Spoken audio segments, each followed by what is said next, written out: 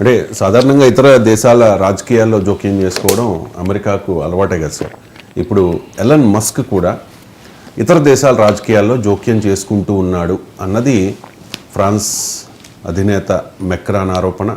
Macron మాత్రమే కాదు, Norway ప్రధాని జొనాస్ కూడా ఈ ఆరోపణ చేశారు సార్. ట్రూడో కూడా దీన్ని సమర్థించారు. అండ్ అంటే ట్రంప్ విజయంలో ఎలన్ మస్క్ అన్ని రకాలుగా ఉపయోగపడ్డాడు అనేది అందరికీ తెలిసిన విషయం. సో ఏంటి సార్, మస్క్ ఇతర దేశాల రాజకీయాల్లో జోక్యం చేసుకోవడం? అంటే అమెరికా జోక్యం చేసుకోవడమే తప్పు అంటే అదొక దేశం, ఈయన ఒక ఇండివిజువల్. ఇప్పుడు ఇలాన్ మస్క్ అమెరికా పౌరుడు. అమెరికా రాజకీయాల్లో ఎవరికి సపోర్ట్ చేస్తాడు, ఎవరు సపోర్ట్ చేయడు ఆయన ఇష్టం. కానీ ఆయన దగ్గర డబ్బు ఉంది. ఎంత డబ్బు ఉంది? పిచ్చి పిచ్చిగా డబ్బు ఉంది. ఏం చేసుకోవాలో తెలియనంత డబ్బు ఉంది. రెండు, ఇంకోటి డబ్బు ఒకటే కాదు, ఆయన చేతిలో మీడియా ఉంది, ప్లాట్ఫామ్ ఉంది, ఎక్స్, కొన్ని కోట్ల ఫాలోవర్స్ ఉండి ప్రజల్ని ప్రభావితం చేయగలిగే సదుపాయాలు, టూల్స్ ఆయన చేతిలో ఉన్నాయి. డబ్బు ఉండడమే సరిపోదు. ఇప్పుడు డబ్బు ఉన్నవాడే ప్రభావం చూపడు. ప్రభావం చూపగలిగే సాధనాలు కూడా చేతిలో ఉండాలి.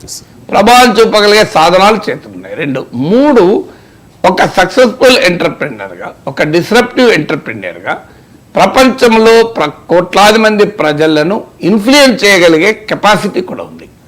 ఈ మూడు ఉన్నప్పుడు దాన్ని దేనికి వాడుకోవాలి? దేనికి వాడుకుంటున్నాడు ఇలాన్ మస్క్ అంటే, తనకు నచ్చిన రాజకీయ పార్టీలకు, అందులో తనకు నచ్చిన రాజకీయ నాయకులను సమర్థించడమే కాకుండా ఆ దేశాల పాలసీ ఎజెండాను ప్రభావితం చేస్తున్నాడు. పోనీ ఇది ఏమైనా ఆ దేశాల్లో లోక కళ్యాణం కొరకు చేస్తున్నాడా? చేస్తే అది కూడా పోనీ మంచో చెడో సంతోషించవచ్చు.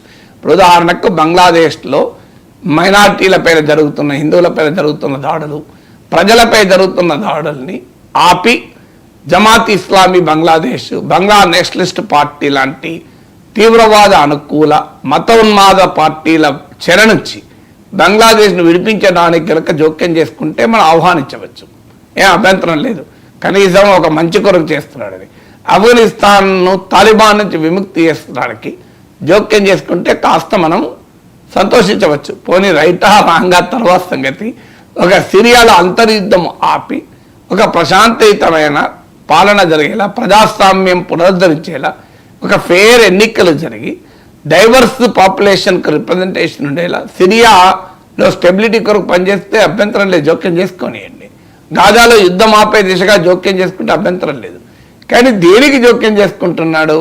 ఒక ఫ్రాన్స్, అది మీరు ఇంతమంది చెప్పింది కరెక్ట్, ఫ్రాన్స్ అధ్యక్షుడు మ్యాక్రాన్ అన్నాడు, వరల్డ్ వైడ్గా ఒక రియాక్షనరీ పాలిటిక్స్ను ప్రతిష్టాపించేందుకు ఆయన జోక్యం చేసుకుంటున్నాడు. అందులో కూడా పర్సనల్ ఎజెండా. ఇప్పుడు ఉదాహరణకు అర్జెంటీనాలో రేర్ ఎర్త్ మెటల్స్ ఉన్నాయి. పెద్ద రేర్ ఎర్త్ మెటల్స్ అంటే మనకు ఈ ఎలక్ట్రిక్ బ్యాటరీస్లో నుంచి మొదలుకొని సెమీ కండక్టర్స్లో వాడేటువంటి చాలా వాల్యుయబుల్ మెటీరియల్, కొబాల్ట్, నికెల్, ఇవే కాకుండా చాలా మందికి తెలియని పేర్లు కూడా ఉన్నాయి. ఈ రేర్ ఎర్త్ మెటల్స్ అర్జెంటీనాలో ఉన్నాయి. ఈ రేర్ ఎర్త్ మెటల్స్ మైనింగ్ చేయాలా చేయకూడదా అని, అంటే ఇష్టం వచ్చినట్టుగా విదేశీ కంపెనీలు కారు చౌకగా కాలుష్యాన్ని క్రియేట్ చేసేలా మైనింగ్ చేసి అర్జెంటీనా ప్రజలకు ఆ సంపద ఉపయోగపడకుండా దోచుకుని వెళ్తున్నారు. దీనికి అనుకూలంగా ఉండే పార్టీ నాయకుడికి ఇలాన్ మస్క్ మద్దతు ఇస్తున్నాడు. ఎందుకు ఇస్తున్నాడు? ఆ ప్రో మైనింగ్ లాబీ ఎందుకు? ఈయనకు అవసరం కనుక. ఈయన టెస్లా కానీ ఎలక్ట్రిక్ వెహికల్ ఇండస్ట్రీకి కానీ ఆ రేర్ ఎర్త్ మెటల్స్ అవసరం. అంటే ఇలాన్ మస్క్ తీసుకున్న పొలిటికల్ పొజిషన్ అర్జెంటీనా ప్రజల కొరకు తీసుకోలే, అర్జెంటీనాలో ఉన్న వనరులను దోచుకోవడానికి తీసుకున్నాడు. అలాగే మీకు బ్రిటన్లో ఫ్రీడమ్ యూకే పార్టీ అని ఒక పార్టీ ఉంది, highly racist ultra rightist party. ఆ పార్టీకి మద్దతు ఇచ్చాడు. బట్ మద్దతు ఇవ్వడమే కాదు, భారీగా డబ్బులు కూడా ఇస్తానన్నాడు.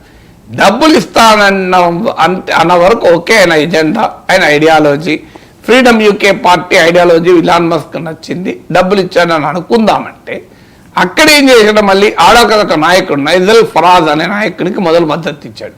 ఆ నైజల్ ఫరాజ్ ఇలాన్ మస్క్ చాలా గొప్ప హీరో, మనకు బ్రహ్మాండంగా డైరెక్షన్ ఇస్తారు అది ఇది అన్నాడు. ఒక్కరోజు తిరగక ముందే నైజల్ ఫరాజ్ వేస్ట్ ఫెలో వాడు మా దీపావళి అని చెప్పి స్టేట్మెంట్ ఇచ్చాడు.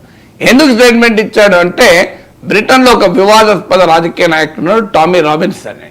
Tommy Robinson Elon Musk support చేశాడు, నైజల్ ఫరాజ్ వ్యతిరేకించాడు.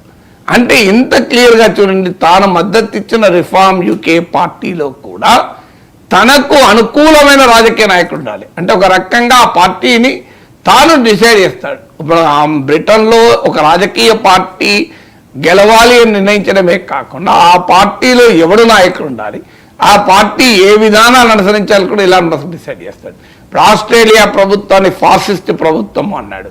జర్మనీలో కూడా ఆల్టర్నేటివ్ ఫర్ జర్మనీ అనే ఒక రైట్ వింగ్ రియాక్షనరీ పార్టీకి మద్దతు ఇచ్చాడు.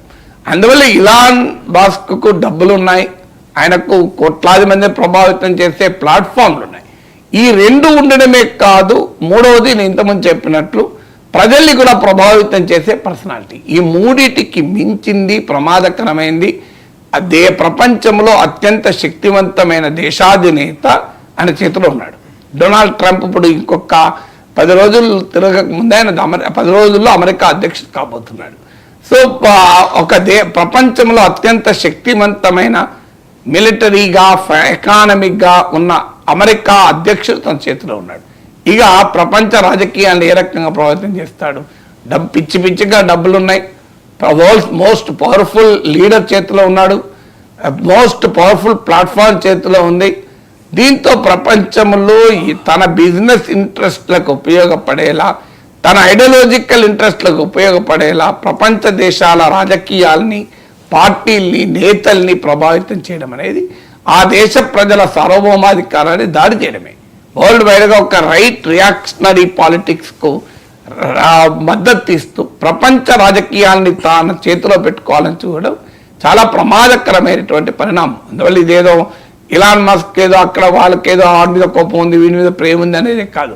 The trend is very dangerous. ఎందుకంటే ఒక కంట్రీలో ఎవరు అధికారంలో ఉండాలనేది ఆ దేశ ప్రజలు నిర్ణయించుకుంటారు. ఇప్పుడు భారతదేశంలో ఎవరు బీజేపీ అధికారంలో ఉండాలా, కాంగ్రెస్ అధికారంలో ఉండగా భారత ప్రజలు నిర్ణయించుకుంటారు. ఇలాన్ మస్క్ నిర్ణయిస్తే వాడు ఒప్పుకుంటామా? ఇప్పుడు ఇలాన్ మస్క్ ఇక్కడ ఎవరు ప్రభుత్వంలో ఉండాలి నేను డిసైడ్ చేస్తా, అందులో పలానా పార్టీ ప్రభుత్వం ఉండాలి, ఆ పార్టీలో పలానోడు నాయకుడు ఉండాలి, ఆ పార్టీ పలానా విధానాన్ని అనుసరించాలి, నా టెస్లాకు ఓపెన్గా ద్వారాలు తెరిచి పెట్టాలి, నా టెస్లా పైన ఏ రకమైన ట్యాక్స్ వేయద్దు, అట్లయితేనే నేను ఆ పలానా పార్టీని గెలిపిస్తా అంటే మనం అంగీకరిస్తామా? ఇప్పుడు అదే విషయాన్ని బ్రిటన్, జర్మనీ, ఫ్రాన్స్, మీకు ఆస్ట్రేలియా, నార్వే, అర్జెంటీనా ఇలా అన్ని దేశాల్లో రాజకీయ నాయకులు అడుగుతున్నది అదే. మా దేశాల్లో ఎవరు గెలవాలి, ఎవరు గెలవద్దు, ఎవరు నాయకులుగా ఉండాలి, ఉండకూడదు అనేది ఇలాన్ మస్క్ ఎవరు నిర్ణయించడానికి. అందులో ఈయన ట్రంప్ ఫ్రెండ్ అంటే పవర్ కూడా ఉంటుంది రేపు ఏదైనా చేసడానికి. ఇది ప్రపంచంలో ప్రజాస్వామ్యానికి తీసుకొస్తున్న